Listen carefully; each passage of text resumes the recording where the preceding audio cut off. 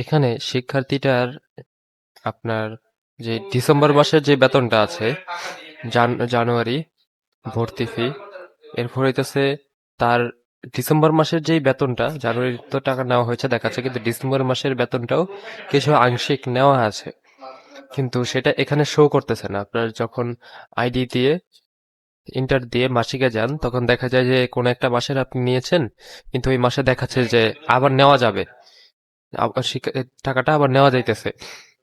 তো এরকমই এখানেও সেই সমস্যাটা হয়েছে যে ডিসেম্বর মাসের বেতনটা তার নেওয়া, কিন্তু এখানে দেখাচ্ছে যে নেওয়া নাই। তো এরকম সমস্যা হলে আপনারা কি করবেন, এখানে শো বাটন আছে একটা ছোট করে, এই শো বাটনে ক্লিক করবেন।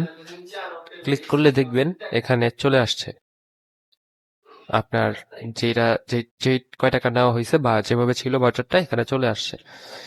তো এখন শো বাটনে ক্লিক করার পর এডিটে ক্লিক করতে হবে, না হলে কি হয়, আপনি যদি শো বাটনে ক্লিক করে রেখে দেন তাহলে এটা আবার আগের মতোই থেকে যায়। তো শো বাটনে ক্লিক করবেন, এরপরে এখানে ছোট করে এডিট বাটন আছে, এডিট বাটনে ক্লিক করবেন, ওকে দিয়ে দেবেন। এরপর যখন আপনি ঢুকবেন এখানে আপনাকে ওইভাবেই দেখাবে, ঠিকঠাকভাবে দেখাবে।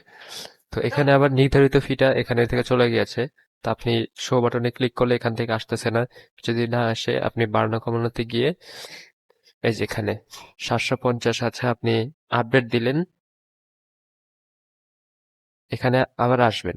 তো এইখানে যেই লেখাটা আপনার 750 টাকা নেওয়া হয়েছে, লেখাটা যে আসতেছে না, এটা হইতেছে মূলত এখন যে সমস্যা সেটা হইতেছে নেটওয়ার্ক সমস্যার কারণে এটা হয়েছে। আপনি সফটওয়্যার থেকে বের হয়ে যদি আবার এটা করেন, লগ ইন করে দেখবেন যে এখানেও 750 টাকার পরিমাণটা চলে আসছে। তো এরকম কোনো সমস্যা হলে আপনারা এই উপায়ে ঠিক করে নিতে পারবেন।